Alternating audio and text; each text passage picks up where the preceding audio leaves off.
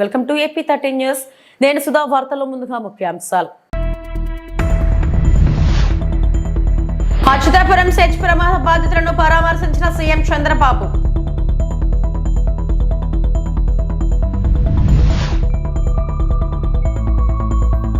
Atchutapuram SEZ ఘటన యాజమాన్యం నిర్లక్ష్యం ఉన్నట్లు తెలుస్తోంది. Deputy CM Pawan.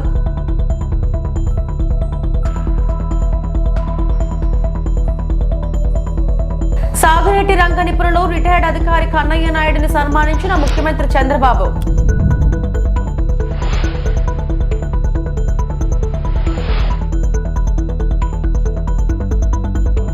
ఏపీలో ఎన్నికలు రద్దు చేయాలి. KA Paul.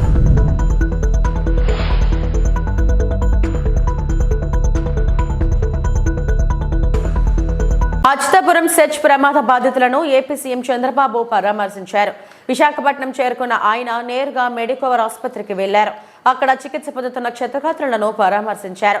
వైద్యులతో మాట్లాడి చికిత్స వివరాలను అడిగి తెలుసుకున్నారు. బాధితులతోనూ మాట్లాడి త్వరగా కోలుకునేలా ప్రభుత్వం అన్ని చర్యలు తీసుకుంటుందని, అండగా ఉంటామని భరోసా ఇచ్చారు. భయపడకుండా ధైర్యంగా ఉండాలని సూచించారు. అనంతరం బాధితుల కుటుంబ సభ్యులతో మాట్లాడారు. ఇది 6 మనం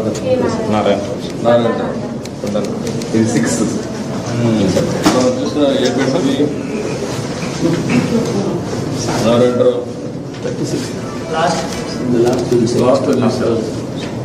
చాలా బాగున్నాడు, ధైర్యంగా ఉన్నాడు. లాస్ట్ కంటే ముందు అదే లాస్ట్ అబ్బాయి అన్మ్యారీడ్ ఫోన్ ఫ్యాక్టరీ. అతను ఎవరు? అతను ఫోన్ ఫ్యాక్టరీ ఏంటి? ఫోన్ ఫ్యాక్టరీ శివరత్నం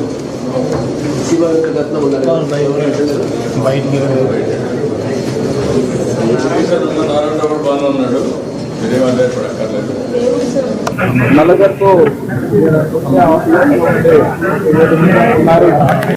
7 మందితో మాట్లాడాను. ఒక ఆయన నార్త్లో ఉన్నాడు, ఆయన కూడా ఇప్పుడిప్పుడు రికవర్ అయ్యాడు, బాగానే ఉన్నాడు. అందరితో మాట్లాడిన తర్వాత డాక్టర్తో కూడా పర్సనల్గా ఆదేశించారు. ఎట్టి పరిస్థితిలో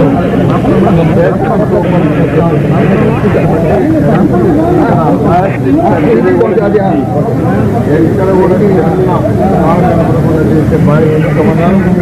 అన్ని విధాలా మానిటరింగ్ చేస్తున్నాం. చాలా దురదృష్టకరమైన సంఘటన. దీనికోసం చనిపోయిన అనకాపల్లి జిల్లాలోని అచ్యుతాపురంలో చోటు చేసుకున్న ప్రమాద ఘటన తనను కలిచివేసిందని ఆంధ్రప్రదేశ్ ఉప ముఖ్యమంత్రి పవన్ కళ్యాణ్ అన్నారు. ఇలాంటివి తరచూ జరుగుతున్నాయని, ఆ కంపెనీకి చెందిన 2 యజమానులకు విభేదాలు ఉన్నాయని, అందుకే నిర్వహణ సరిగ్గా లేదని తెలిపారు. సేఫ్టీ జాగ్రత్తలు తీసుకోకపోవడం వల్ల ఇలాంటి ప్రమాదం జరిగిందని అన్నారు. సేఫ్టీ అప్డేట్ అంటే కంపెనీల యజమానులు భయపడుతున్నారని, అలా భయపడితే ఇలాంటి ప్రమాదాలు జరుగుతాయని తెలిపారు. సేఫ్టీ ఆడిట్లు చేస్తే పరిశ్రమలు వెళ్లిపోతాయనే వదంతు ఉందని చెప్పారు. పరిశ్రమలు ఉండటం ఎంత ముఖ్యమో సేఫ్టీ కూడా అంతే ముఖ్యమని అన్నారు పవన్ కళ్యాణ్. విశాఖ పొల్యూషన్ పరిశ్రమల సేఫ్టీపై తాను చర్యలు తీసుకుంటారని చెప్పారు. త్వరలోనే విశాఖలో అధికారులు పరిశ్రమల యజమానులతో చర్చిస్తానని అన్నారు. సేఫ్టీపై నిరంతర సమీక్ష లేకపోవడం వల్లే ప్రమాదాలు రిపీట్ అవుతున్నాయని చెప్పారు. ప్రాణాలు పోకుండా కాపాడేందుకు జాగ్రత్తలు తీసుకోవాలని, పర్యావరణ సమతుల్యత పాటించే విధంగా పరిశ్రమలు ఉండాలని చెప్పారు. మేము సోషల్ ఆడిట్ ద్వారా చేయమని చెప్పాము.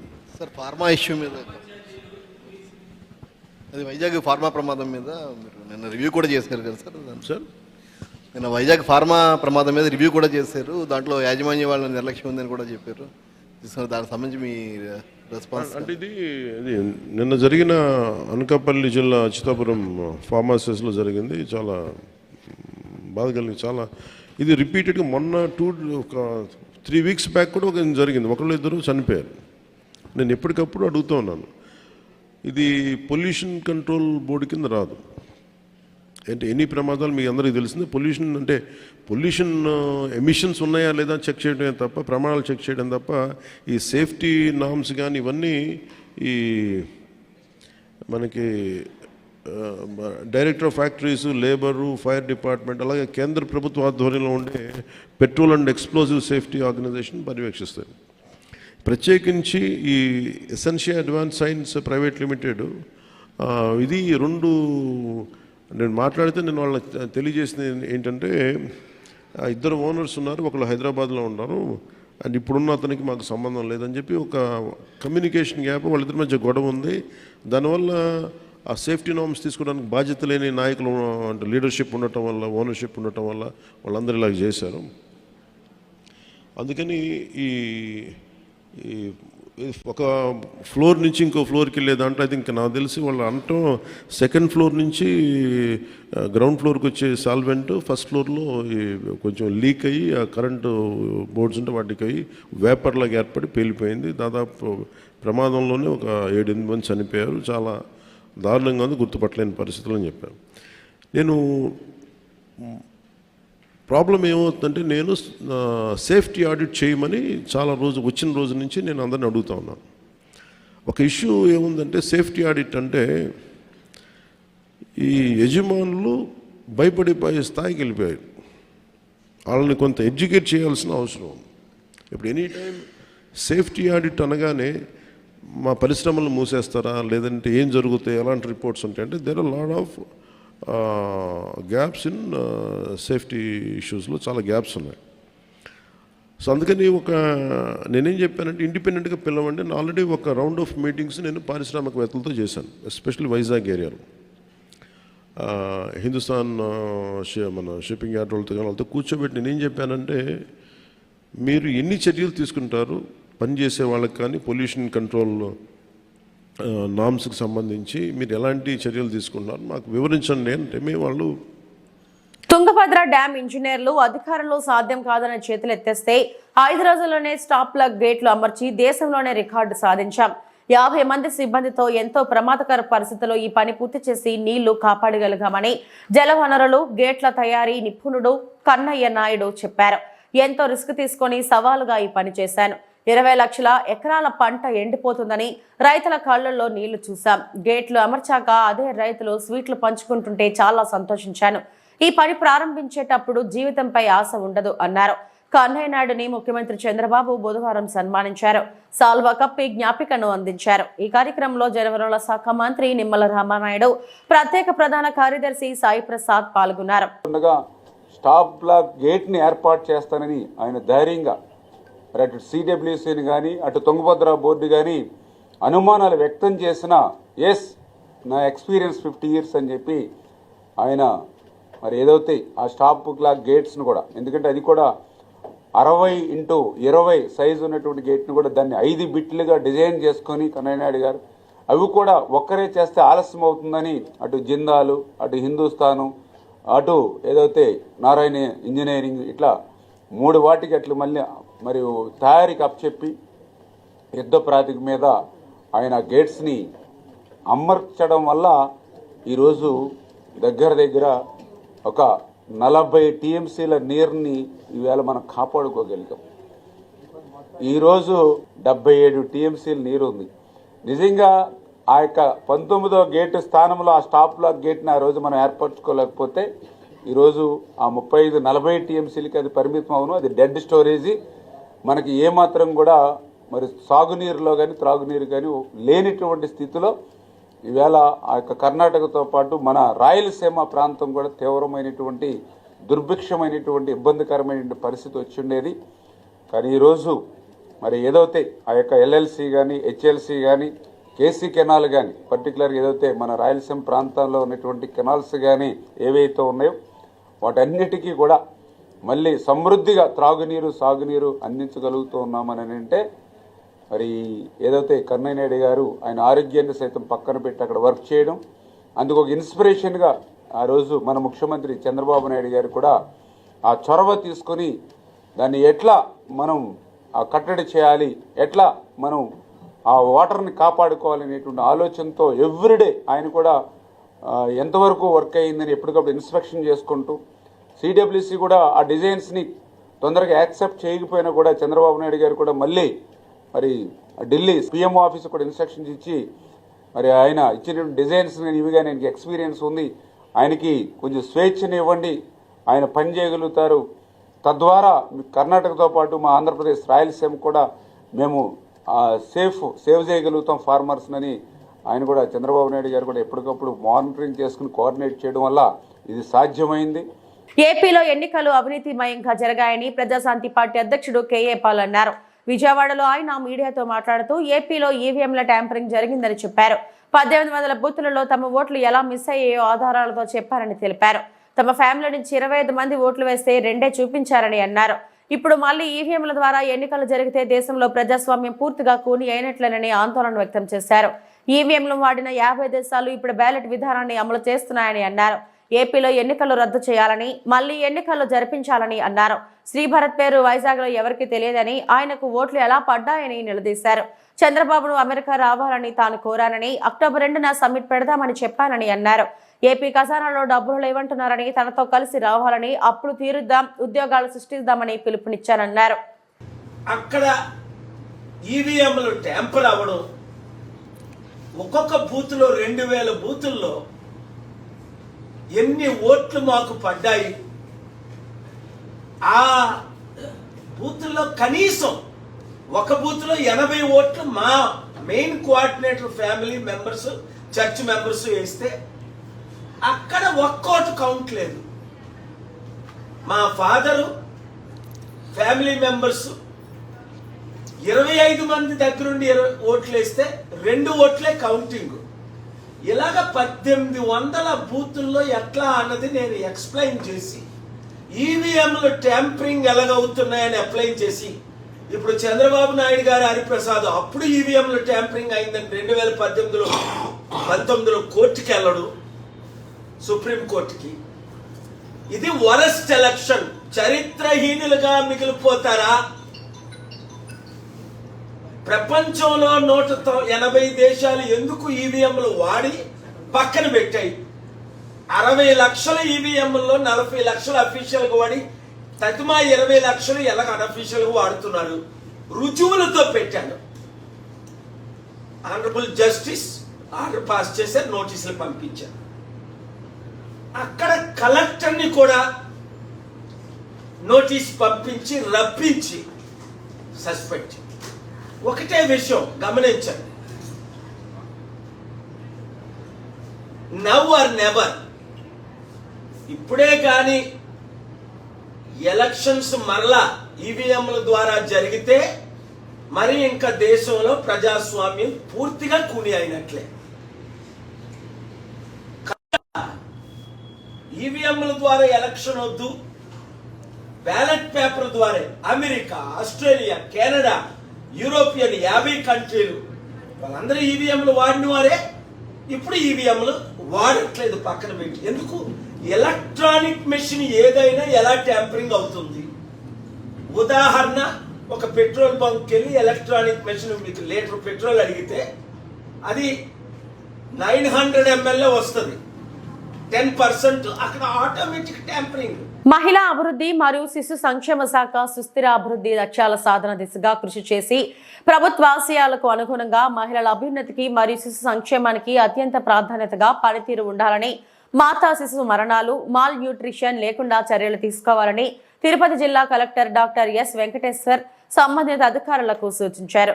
స్థానిక కలెక్టరేట్ వీడియో కాన్ఫరెన్స్ హాల్ నందు మహిళా అభివృద్ధి మరియు శిశు సంక్షేమ శాఖపై సిడిపిఓలు, సూపర్వైజర్లు, డీసీపీఓ, డిఎం, మహిళా ప్రాంగణం వన్ స్టాప్ సెంటర్ అధికారి తదితరులతో సమీక్ష నిర్వహించి దిశానిర్దేశం చేశారు. ఈ సందర్భంగా జిల్లా కలెక్టర్ మాట్లాడుతూ మహిళా అభివృద్ధి మరియు శిశు సంక్షేమ శాఖ సుస్థిర అభివృద్ధి లక్ష్యాల సాధన దిశగా కృషి చేసి ప్రభుత్వ ఆశయాలకు అనుగుణంగా మహిళల అభివృద్ధికి, సాధికారతకు మరియు శిశు సంక్షేమానికి అత్యంత ప్రాధాన్యతగా పనితీరు ఉండాలని, మాతా శిశు మరణాలు, మాల్ న్యూట్రిషన్ లేకుండా చర్యలు తీసుకోవాలని అధికారులకు సూచించారు. ఈ మండలంలో ఈ ప్రాజెక్ట్లో ఎక్కువ మంది శామ్ ఉన్నారు, ఎక్కువ మంది మ్యామ్ ఉన్నారు. ఓకే, వాళ్ళు ఉన్నారు కాబట్టి ఆ ప్రాజెక్ట్ నేను తిట్టడం అట్లా ఉండదు. ఒక్కొక్క మండలం ఒక్కొక్క ప్రాజెక్ట్ ఒక్కొక్క యూనిక్ ఛాలెంజెస్ ఉంటాయి. కొన్ని ఫార్ ఆఫ్ మండల్స్ ఉంటాయి, ఇంటీరియర్ మండల్స్ అక్కడ ఎక్కువ ఉండొచ్చు. బట్ ప్రాపర్గా అసెస్ చేయటం, ప్రాపర్గా వాళ్ళని పిల్లల్ని మనం ముందు గుర్తించడం. It is not link to social status. బాగా రిచ్ కిడ్స్ ఉన్న వాళ్ళు కూడా they must be malnourished. So మనం సరిగా అసెస్ చేయకపోతే will be missing out on many children, వాళ్ళు లైఫ్ లాంగ్ సఫర్ అవుతారు. ఓకే, మనం ఆ 6 months to 6 years అనేది వెరీ క్రిటికల్. సో అంతలో మనము వాళ్ళని సరిగ్గా ఐడెంటిఫై చేసి ప్రాపర్ కేటగిరీలో వాళ్ళు పెట్టకపోతే will be doing great injustice to the society, to the children. Okay, so వీళ్ళకి ఏమేమి స్కీమ్స్ ఉన్నాయి, వాట్ ఎవర్ మనకి 36 months to 72 months అంటే 6 years వరకు, అంటే ఆల్మోస్ట్ 1.5 అదే మన ఈ hot cooked mid day meal for children aged 3 to 6. Mid day meal hot cooked ఇస్తున్నాము. అవి ప్రాపర్గా ఇస్తున్నామా, రోజు అదే వండి పెడుతున్నాం అనేది ఒకసారి ప్రాపర్గా చూసుకోండి. అదేవిధంగా ఇప్పుడు ప్రెగ్నెంట్ ఉమెన్ టీహెచ్ఆర్ కిట్స్ ఇస్తున్నాం కదా మంత్లీ. ఓకే, తిరుమల శ్రీవారి సేవలో చిరు దంపతులు. మెగాస్టార్ చిరంజీవి తన పుట్టినరోజు సందర్భంగా నేడు తిరుమల శ్రీవారిని కుటుంబ సమేతంగా దర్శించుకున్నారు. విఐపి ప్రారంభ విరామ దర్శన సమయంలో సుప్రభాత సేవలో పాల్గొన్నారు. దర్శనానంతరం ఆయనకు రంగనాయకుల మండపంలో ఆలయ పండితులు వేదాశీర్వచనం చేసి స్వామివారి తీర్థ ప్రసాదాలను అందజేశారు.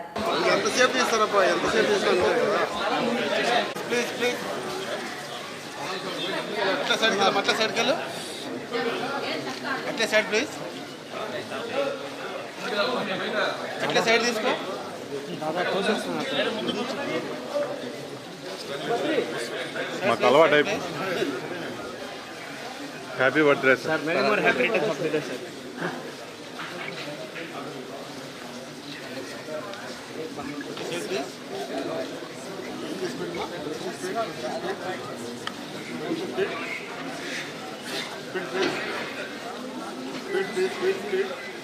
వద్దా అట్లే ఎట్లే బరా.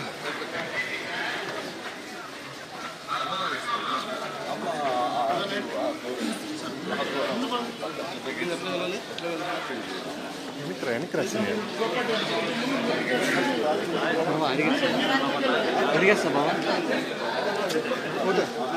అడిగేస్తా.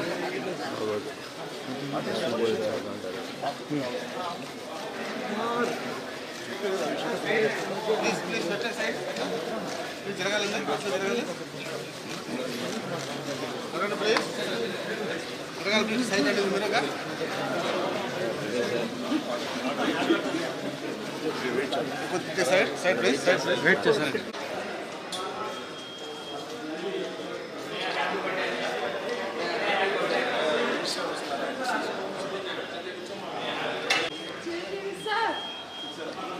పుట్టినరోజు అయింది ఈరోజు సార్. Happy birthday sir.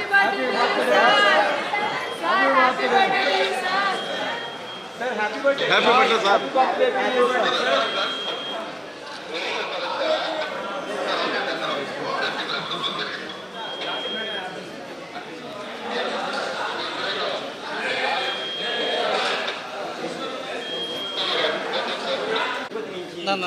చేతులు పెట్టదండి. దింపుతా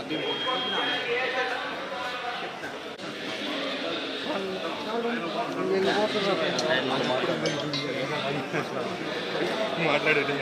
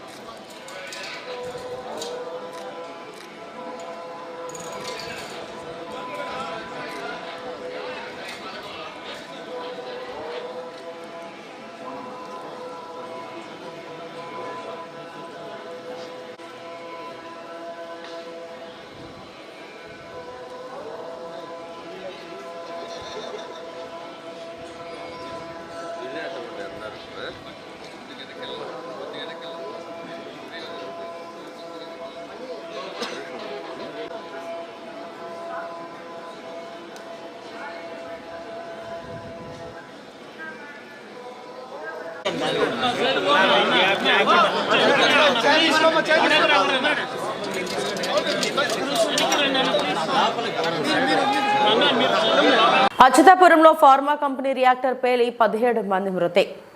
ఆంధ్రప్రదేశ్లోని అనకాపల్లిలోని అచ్యుతాపురం ఎసెన్షియా ఫార్మా కంపెనీలో రియాక్టర్ పేలిన ఘటనలో 17 మంది మరణించగా 40కి పైగా మందికి గాయపడ్డారు. క్షతగాత్రులను యాజమాన్యం ప్రైవేట్ ఆసుపత్రికి తరలించింది. ఈ ప్రమాదంపై హోంమంత్రి అనిత ఆరా తీశారు. జిల్లా కలెక్టర్తో మాట్లాడి బాధితులకు మెరుగైన వైద్యం అందించాలని ఆదేశించారు. మరోవైపు ఈ ఘటనపై మాజీ సీఎం జగన్ దిగ్భ్రాంతి వ్యక్తం చేశారు. ఇలాంటివి పునరావృతం కాకుండా చర్యలు తీసుకోవాలన్నారు.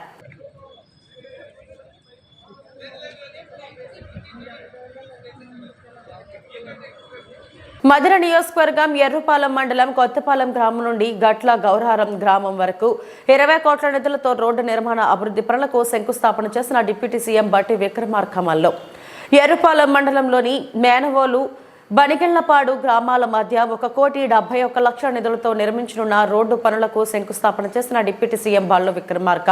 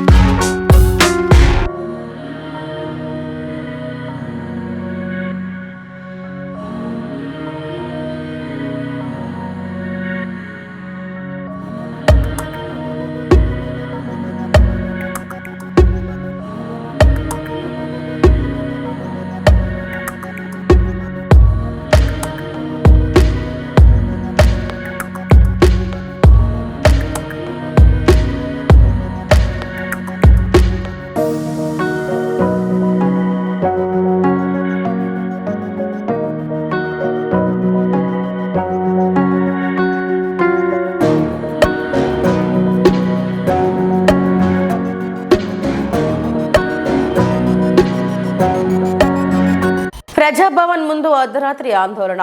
Social welfare residential schools 317 GO బాధితులు బుధవారం అర్ధరాత్రి ఆందోళనకు దిగారు. ఎలాంటి సమాచారం ఇవ్వకుండా ఇతర ప్రాంతాలకు పోస్టింగ్లు ఇస్తున్నారని, స్థానికతను కోల్పోతున్నామని నిరసిస్తూ బేగంపేట ప్రజాభవన్ ముందు ధర్నాకు దిగారు బాధిత టీచర్లు. సబ్ కమిటీ నిర్ణయం తీసుకోకముందే సోషల్ వెల్ఫేర్ సెక్రటరీ ఉత్తర్వులు జారీ చేయడంపై మండిపడ్డారు. సీఎం రేవంత్ రెడ్డి మా సమస్యలు అర్థం చేసుకుని తగు న్యాయం చేయాలని కోరుతున్నారు. ఆ ట్రైబల్ వెల్ఫేర్ సెక్రటరీ ఇవాళ ట్రైబల్ వెల్ఫేర్ డిపార్ట్మెంట్లో ఉన్నారు. మీరు ఆన్లైన్ కేవలం కూడా మీరు చెప్తే కదా అమ్మచ్చు.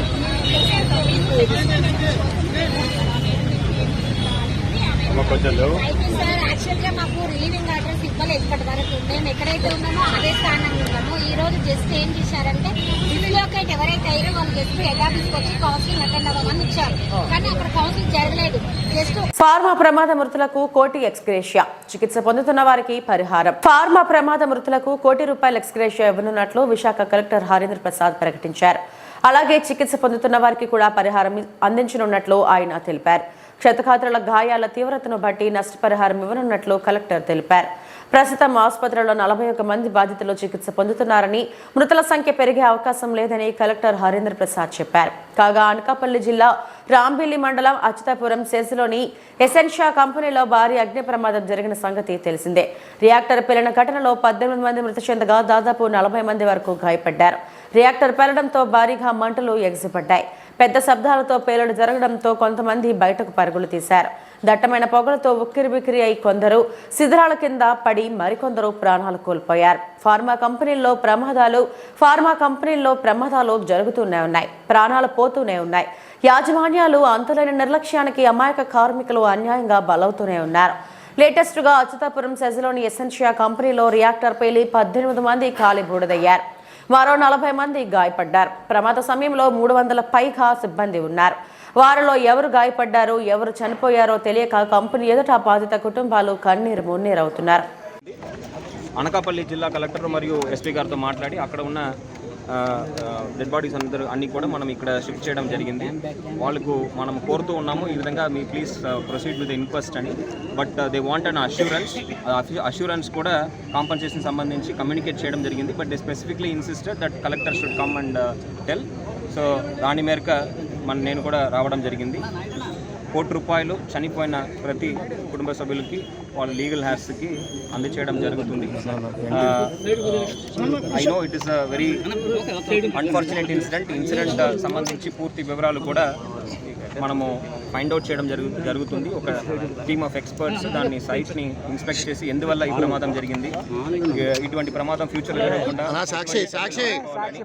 దీని మీద మనము ఆల్రెడీ టీమ్స్ అనకాపల్లి డిస్ట్రిక్ట్ ద్వారా ఏర్పాటు చేయడం జరిగింది. ఇంతే కాకుండా కొంతమంది బాధితులు కూడా మన దగ్గర ఉన్నారు. Patients are presently in Medicover hospital. అక్కడ వాళ్ళకి తగ్గ ట్రీట్మెంట్స్ మనం ఇవ్వడం జరుగుతుంది. ప్రస్తుతానికి అందరూ కూడా స్టేబుల్గానే ఉన్నారు, ఎటువంటి ఇబ్బంది లేదు. వాళ్ళకి పర్సంటేజ్ ఆఫ్ బర్న్స్ చూస్తే అరౌండ్ 30 to 40% దాకా వాళ్ళకి బర్న్స్ ఉన్నట్టు డాక్టర్స్ తెలిపారు. ఇది కాకుండా ఇంకా కొంతమంది అఫెక్టెడ్ వర్కర్స్ కూడా వివిధ హాస్పిటల్స్లో వాళ్ళు ఉన్నారు. కిమ్స్లో కొంతమంది అనకాపల్లి జిల్లాలోనే ఉన్న హాస్పిటల్స్లో వాళ్ళు అడ్మిట్ చేయడం జరిగింది. వెంటనే అక్కడ మన టీమ్స్ స్పందించి రెవెన్యూ వివిధ సిబ్బందులంతా కూడా స్పందించి వాళ్ళని హాస్పిటల్స్ తరలించడం జరిగింది. సో దానివల్ల చాలా వరకు ప్రాణాలు మనం కాపాడగలిగాము. Unfortunately we lost lot of lifes. But ఫ్యూచర్లో జరగకుండా మనం దీని గురించి చర్యలు తీసుకోవడం జరిగింది. పోస్ట్ మార్టం వాళ్ళు కాంపన్సేషన్ గురించి అడిగి మనం వాళ్ళు కొద్దిగా ఆందోళన చేశారు. వాళ్ళకి వివరించడం జరిగింది. కాంపన్సేషన్ ఎట్టి పరిస్థితిలో వాళ్ళకి దాదాపు 1 crore మనం ప్రతి ఫ్యామిలీకి కూడా ఇవ్వడం జరుగుతుందని క్లారిఫై చేయడం జరిగింది. సో అందువల్ల వాళ్ళందరూ కూడా ఇప్పుడు పోస్ట్ మార్టం ప్రొసీడ్ చేస్తామని ఒప్పుకున్నారు. ఆల్రెడీ కొన్ని ఫ్యామిలీస్ ఎక్స్ప్లెయిన్ చేయడం వల్ల అక్సెప్ట్ చేసుకుని ఆల్రెడీ కొంతమంది బాడీస్ రిసీవ్ కూడా చేసుకున్నారు. గాయపడిన వారికి మనకి ఎక్స్టెంట్ ఆఫ్ ఇంజురీ బట్టి ఉంటుందండి. అది ఇంకా గవర్నమెంట్ మెడికవర్లో మన దగ్గర 7 ఉన్నారు. మొత్తం మీద 41 మంది గాయపడ్డారు. మిగతా వాళ్ళు 7 తప్ప మిగతా వాళ్ళు వివిధ హాస్పిటల్లో ఉన్నారు. కొంతమంది కిమ్స్ సైకిల్లో ఉన్నారు, కొంతమంది అనకాపల్లి హాస్పిటల్స్లో ఉన్నారు. కిమ్స్లో మన జిల్లాలో అయితే 10 మంది ఉన్నారు. మిగతా వాళ్ళంతా కూడా అనకాపల్లి జిల్లాలో ఉన్న సంబంధించిన హాస్పిటల్స్లో ఉన్నారు. పోస్ట్ మార్టం మనం ఎక్కువ టీమ్స్ పెట్టాము. In another 3 hours maximum we will complete. అంతే మనకు పంపించిన 12 బాడీస్ మాత్రమే మనము ఇక్కడ పోస్ట్ మార్టం చేసి పంపడం జరుగుతుంది. మిగతాది అనకాపల్లి అండ్ ఎన్టీఆర్ హాస్పిటల్లోనే చేయించడం జరుగుతుంది. రెస్క్యూ అండ్ కంప్లీట్ అయినట్టే అండి. అక్కడ they can comment as of now లేదండి. యాజ్ ఆఫ్ నౌ నాకు తెలిసిన వరకు అందరూ కూడా స్టేబుల్గానే ఉన్నారు. మనము ప్రోగ్నోసిస్ ఎలా ఉంటుందో చెప్పలేము. సారీ, మెడికవర్లో ఎవరైతే ట్రీట్మెంట్ పొందుతున్నారో వాళ్ళు ప్రస్తుతానికి మన స్టేబుల్గానే ఉన్నారు. విషాదకరంగా మనం